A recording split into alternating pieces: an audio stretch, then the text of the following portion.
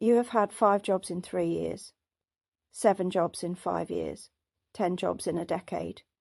Each time you arrive with hope. You are capable, you are intelligent, you want to contribute. And each time within months, sometimes weeks, the same thing happens. The environment begins to drain you. The politics exhaust you. The meaninglessness of the work presses on your chest until you can barely breathe, and eventually you leave. Or you are pushed out, or you become so physically ill that your body makes the decision your mind could not. And each time you think, the problem must be me. Welcome to Power and Myth. What the modern world calls a career problem, Jung understood as an archetypal pattern. The INFJ who cannot keep conventional employment is not failing to adapt. They are living the Exile's ordeal. This is Jungian archetypal psychology, the recognition that certain patterns recur across cultures and across time because they emerge from structures deeper than the personality. You are not broken. You are participating in something ancient. This video names what that participation costs. Every culture has stories of the figure who cannot remain in the village, the shaman who must go to the edge of the settlement, the oracle who lives in the temple apart, the healer who dwells in the forest alone. These are not stories about failure, they are stories about structure. Ordinary social arrangements cannot contain certain kinds of consciousness. The INFJ is one of them, and the modern workplace, with its fluorescent lighting, team-building exercises, and endless meetings about nothing, is simply the latest iteration of the village that has no room for the seer. This is not a comforting truth. You have bills to pay. You live in a world that measures worth by employment, and you are being told that your inability to tolerate what others tolerate easily is not a practical problem but an archetypal inheritance. That does not reduce the rent. It does not make the job interviews less humiliating. It does not stop the voice in your head that says you are lazy, fragile, incapable of doing what everyone else seems to manage without breaking. But here is what most people never understand about this ordeal. The INFJ does not leave jobs because the work is difficult. They leave because the work is meaningless, or because the environment is toxic in ways others do not notice, or because they are absorbing the unprocessed emotional waste of everyone around them and no one can see that this is happening. The INFJ walks into the office feeling calm. By lunchtime they are carrying the anxiety of the manager who snapped at them, the grief of the colleague whose mother is dying, the suppressed rage of the team that pretends everything is fine while falling apart. This is not metaphor, this is the wounded healer's pattern made literal. You become the container for what others cannot hold, and you do this without choosing to, and you do this without anyone noticing, and eventually it breaks you. The exile begins as the seeker. You enter each new job believing this time will be different. This company has a mission statement about making the world better. This boss seems kind. This role will enable you to use your gifts.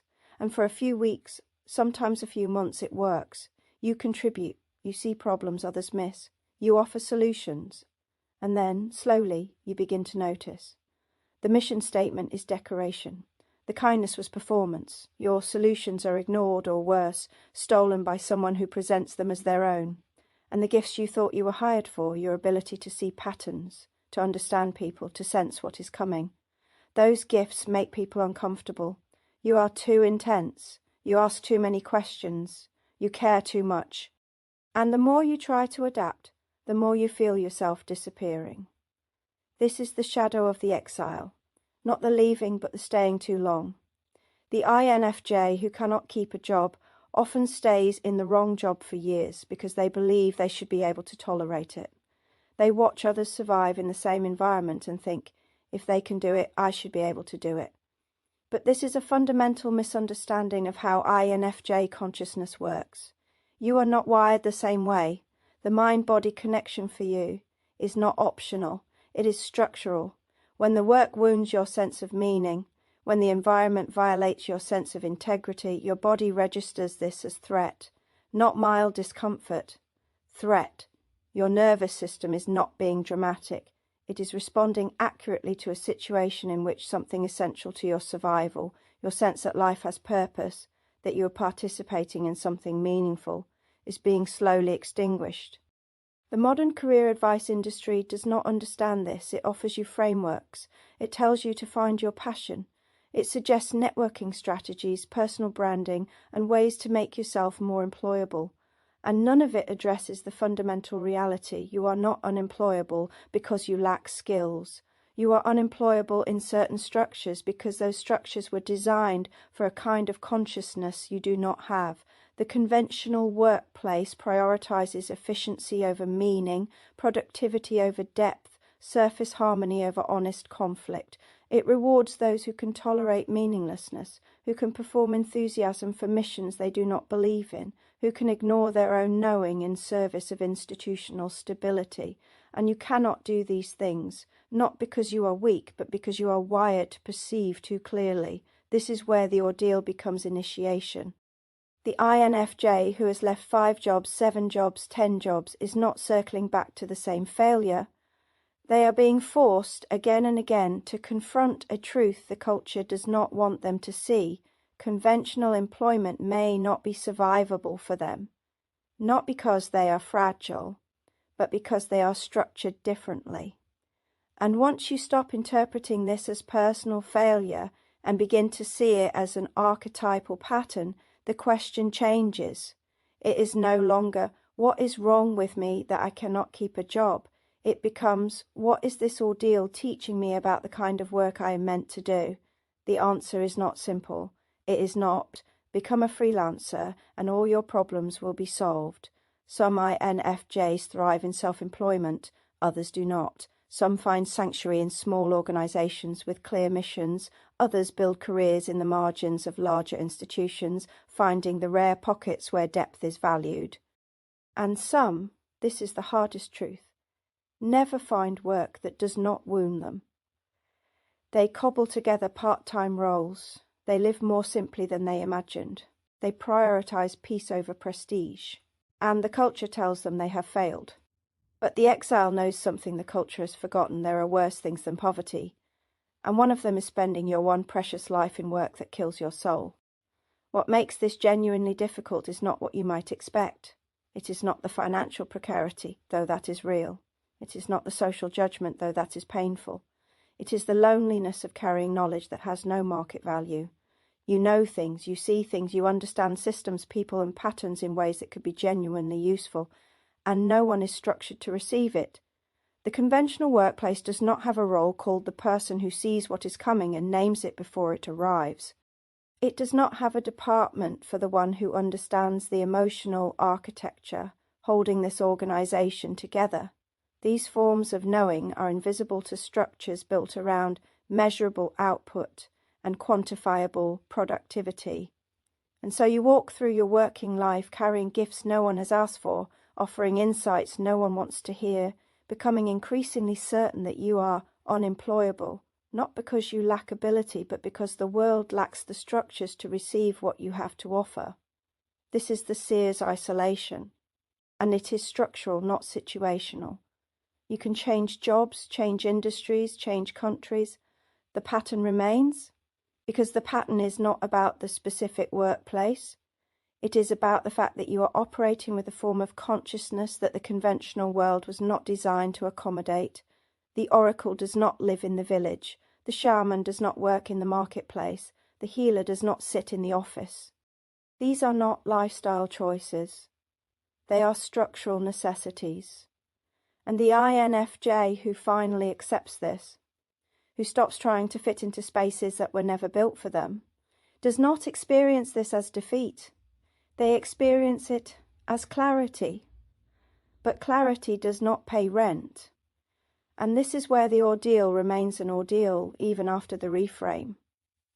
You still live in a world that measures your worth by your employment status. You still have to answer the question, what do you do?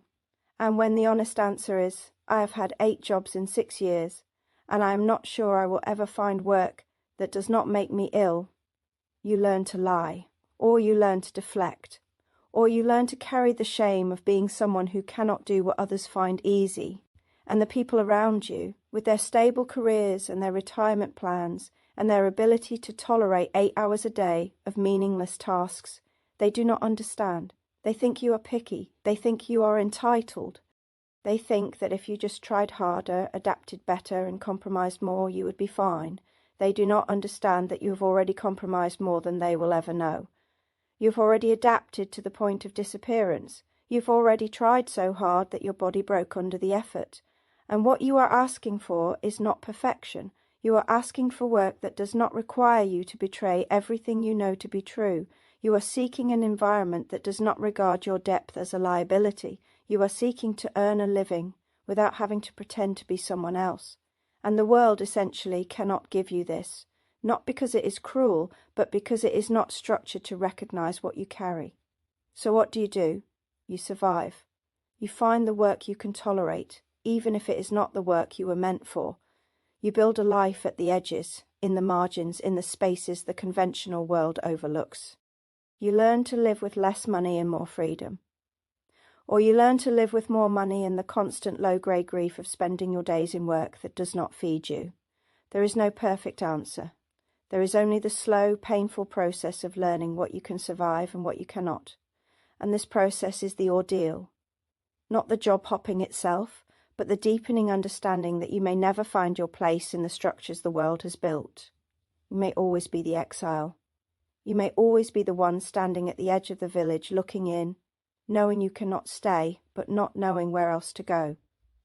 And yet, there is something the exile carries that those safely inside the village do not have. The exile sees clearly. They are not blinded by belonging. They are not invested in maintaining illusions. They know what the village costs because they have paid it and found the price too high. And this knowing, this hard-won clarity becomes the gift. Not a gift the world knows how to receive, but a gift nonetheless. You become the one who can name what others sense but cannot articulate. You become the one who refuses to pretend that meaningless work is meaningful, that toxic environments are typical, that survival at any cost is worth it. And some people, a few people, the ones who are also standing at the edge, they hear you. And they recognize themselves. And for a moment the exile is not alone. If you have left more jobs than you can count, if you have ever felt fundamentally unemployable, if the conventional career path has broken you more than once, I want you to know you are not failing. You are in the middle of an archetypal ordeal. And the ordeal is not merely finding the right job. The ordeal is accept that you may never fit the structures the world has built and decide what kind of life you will build at the edges. This is not the answer you wanted, but it is the truth the exile eventually learns. And once you stop fighting it, once you stop trying to force yourself back into the village, something shifts, not into ease, but into clarity. And clarity, even painful clarity, is better than the slow death of pretending you are someone you are not. Which archetype are you living right now? The seeker, still hoping the next job will be different. The exile, standing at the edge, trying to decide if you will ever go back. The wounded healer, broken by work that drained you, slowly learning that your wound is also your gift. Tell me in the comments. And if this felt like finally being seen, subscribe. You are part of something here at Power and Myth. This is where your struggle is not pathologized, it is named. Until next time, find your power, know your myth.